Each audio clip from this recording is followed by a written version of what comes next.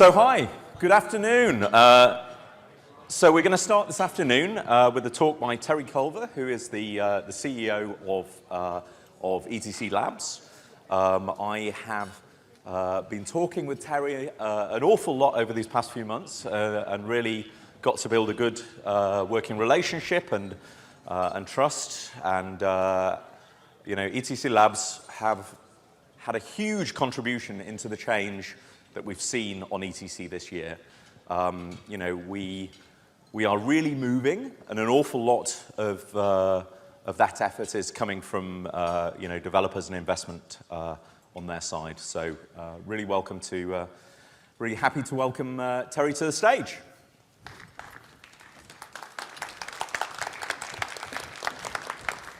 I don't get a hug? Here we go. You know, I don't want to intrude. Hi there. So the talk after lunch is also known as the nap talk. So if anybody nods off, that's perfectly fine. If I nod off, someone prod me. So I keep talking. Let's start with the Gambia. This was my first project out of college. And to my mind, throughout my career, it's been a cautionary tale about adoption of technology. We were hired in 1993 to build a computerized tax system. If you don't know, the Gambia is a small sliver of the country on the west coast of Africa, surrounded by Senegal. And they had been depending on a British colonial paper tax collection system, which certainly wasn't efficient, if it ever was. And the government was hoping that this new system would put them on better financial footing and increase payment rates. The Gambia, like many countries, suffered from you know, low participation in the formal economy. It still does.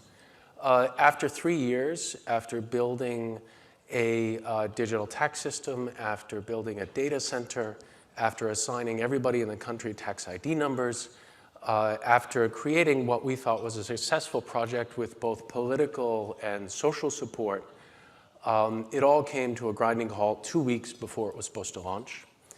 A colonel in the army, Yahya Jammeh, took power in a swift and decisive military coup. None of us saw it coming.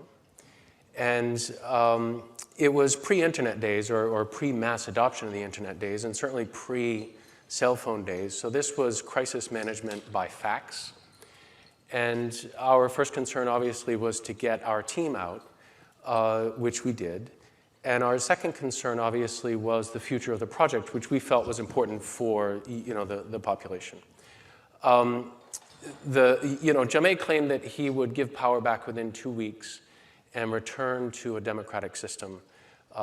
As these things go, he stayed in office for 20 years and only left in 2016. And as you can imagine, our tax reform project never went anywhere. And that story sticks with me. As we think about the technology that we're building here, that many of you are building, as excellent as it may be, its adoption and implementation may very well be subject to political and social influences well beyond our control. And so to my mind, it's important to really have at the forefront of our thinking how this is going to be used, what resistance it's going to face, and who's going to resist it and why. Since the Gambia, I went on to work on a number of projects for the Harvard Institute for International Development, the United Nations, several countries directly in Sub-Saharan Africa, India, Bolivia, and so on. And in the course of that work, my colleagues and I always came up against certain systemic issues that would hinder us in what we were trying to do, things over which we had no influence.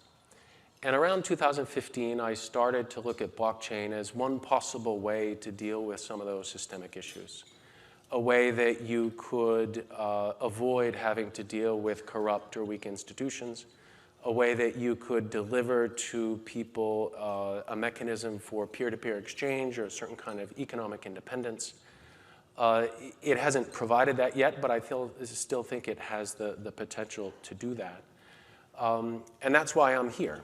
That's why one of the many reasons why we established ETC Labs. And that goal is really what informs our mission. We are trying to do three things, more complicated than this slide would indicate. The first is obviously build high quality technology. And I come to this not as a developer. I'm sure our development team will confirm that emphatically. And I don't come at it as an investor. I come at it as a humanitarian. And even with that, the core of everything we do has to be the technology. It has to be innovative, has to be sound, has to be robust. The second is we're committed to building what I think of as communities of value. And by that I mean communities where people can engage in economic activity in a peer-to-peer way, in a trustless way, in a way that can only be achieved, as far as I know, through a blockchain. And also communities of value where you have a certain amount of economic independence and integrity that can only be derived from a public blockchain. And that's really what led us to Ethereum Classic to begin with. And then the third is fulfilling the social promise of blockchain, which I'll talk a bit more about later on. Before I talk more about ETC Labs, I'd like to just take a minute to acknowledge something that maybe we all know but don't talk enough about, which is that ETC is growing. What started as an important statement about governance and immutability has turned into a major public blockchain. That's no small feat. And it's in large part due to many of the people here in this room. And so I'd like to just take a minute to give respect and credit where it's due. Anthony, I think you've really been at the forefront of that. Donald, Kevin, many of our developers. I hope you can take a minute to just acknowledge what you've accomplished. So.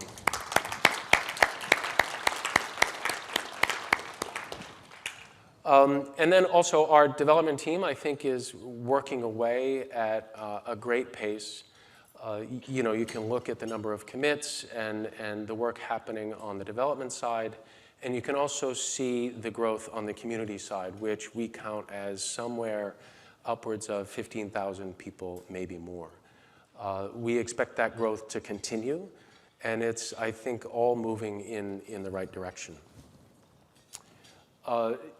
If you don't know, the dev team is organized into three sort of sub-teams. One focuses on tooling with Shane, Zach, and Zane, and they're, I think, all here. We have the protocol team that works primarily on the client, and then we have the EVM team. And as I mentioned, they'll talk much more about what they're working on. But we're really proud that they're part of ETC Labs. I think those developers could be doing other things. They could be working with other organizations. And we're really happy that they're working with us and working on ETC. We also have key technology partners. We don't think that we can do this alone or should. So we work quite closely with ChainSafe, and Aiden is here today, I think. Hey, Aiden. And also with White Block. We'll be adding to this list of partners in the year ahead. But we think that they bring additional expertise, additional insight, and additional perspective that helps us as we grow. And then in terms of creating communities of value, there's a couple different expressions of this. We launched earlier this year what we call the Studio Program, and that's an effort to try to encourage projects to deploy on Ethereum Classic. We've signed up more than 12 projects now, as well as certain channel partners who will bring additional projects to Ethereum Classic. It's all well and good to have a blockchain, but if nobody's using it, that's a problem. So this program is really trying to solve that problem in an accelerated way. The second is that coming this year, we will be launching a whole bunch of bounties and hackathons. We are in active discussions with Gitcoin, and I think Scott might be able to talk a bit more about that later today. But please stay tuned for some good news there. And then the last is that we will be launching later this year a managed index service for Ethereum Classic. So an Infura-like service that will be free It will supplement Yaz, your good work with Ether Cluster. And we feel that this is a necessary piece of infrastructure that needs to be in place in order for Ethereum Classic to grow.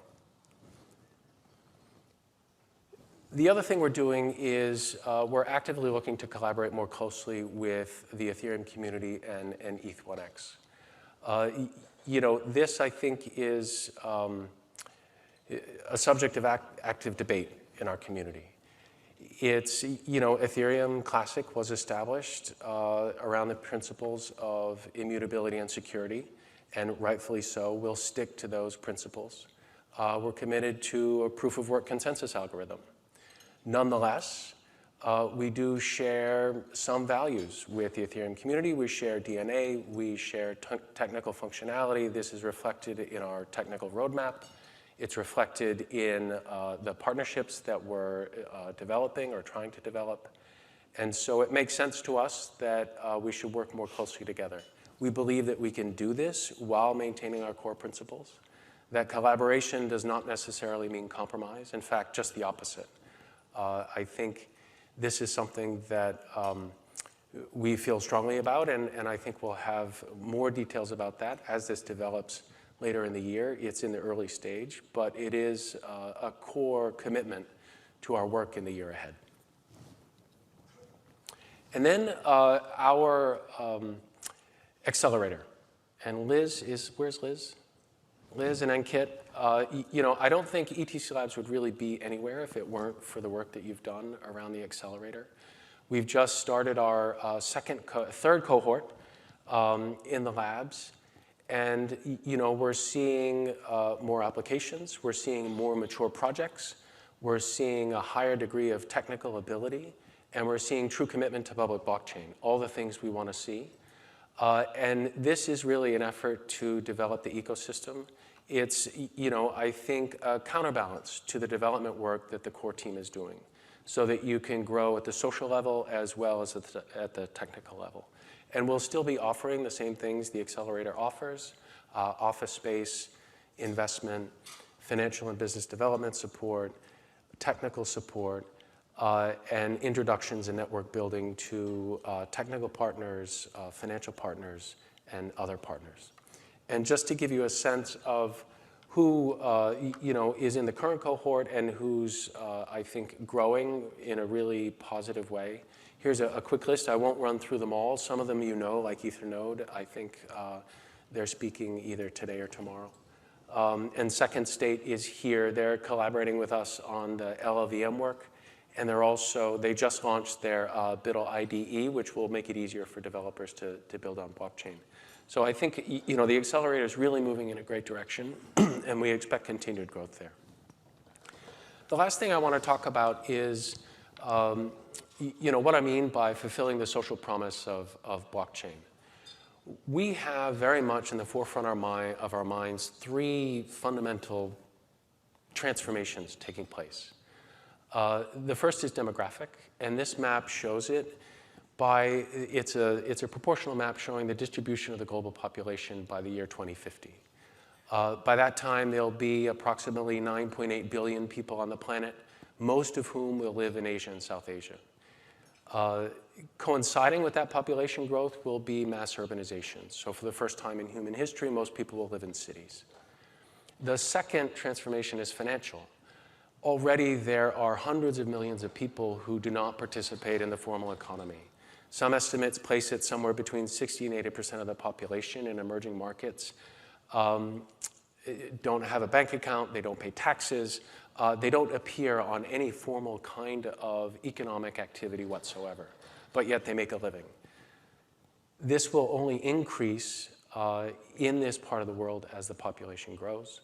And then the third transformation is digital, something about which we all know, and many of you know better than I do. Our being here is a testament to our recognition of the digital transformation taking place. Put together, all this means that in the next few years, most of the people will live in a part of the world that doesn't have the necessary infrastructure to support them. They'll live in urban areas and high concentrations, and they will earn their livings and make their lives in ways that are unfamiliar to us in mature economies. To me, this is an exceptional use for blockchain. We often think about blockchain adoption as a trade-off between censorship resistance and transaction finality. But for most of the people in this part of the world, they've never had transaction finality. If they're in the informal economy, that doesn't exist. Even if they have a bank account, transactions are slow, the institutions are weak, or the people within them are corrupt. Even if people buy land, it's never quite clear that they actually hold title to it. Even if they accumulate some form of wealth, there's always political risk that it could disappear. So the idea that you have to have this trade-off, it's certainly something we think about in this part of the world, but it's something that people are already experiencing, and therefore I think the threshold for adoption is very different in the world that we will see in 2050 than it is now. So as we think about the partnerships we engage in the year ahead, as we think about the technical roadmap, it's really working towards a point where ETC and blockchain more generally can provide service and resources to the people who will be living in this part of the world who currently don't have them. Thank you for listening to me. I hope if you got a nap, it was a good one. And if you stayed awake, I hope it was worthwhile. Thanks.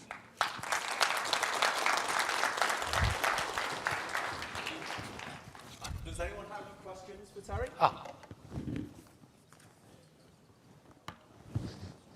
Yeah. What then do we need to put in place now? Thank you. So what then do we need to put in place now to facilitate this adoption at a greater pace? Yes, there's recognition of value elsewhere, but sadly we, for better or for worse, appear to be the decision makers in the first world to establish these patterns. And I hope that does not remain to be the case, but the fact is, what can we actually institute now and where within our societies to open up minds to the adoption of these new frameworks? I think it's a tough question. I think the first two things that we have to do is, one, stick to core principles.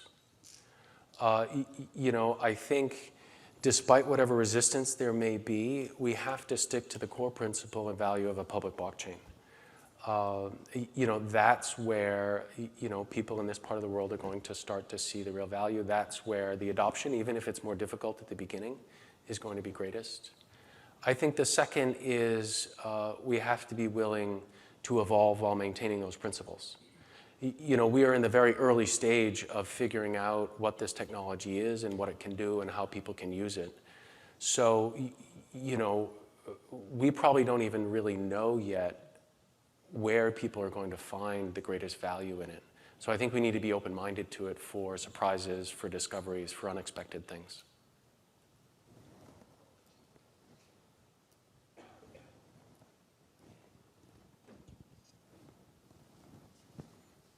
That's it? Okay, thank you. Oh, Kevin?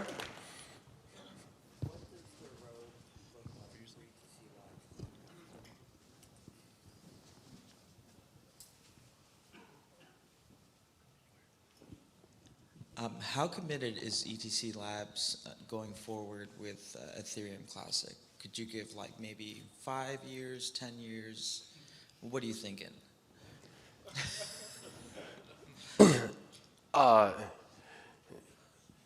This is till death do us part.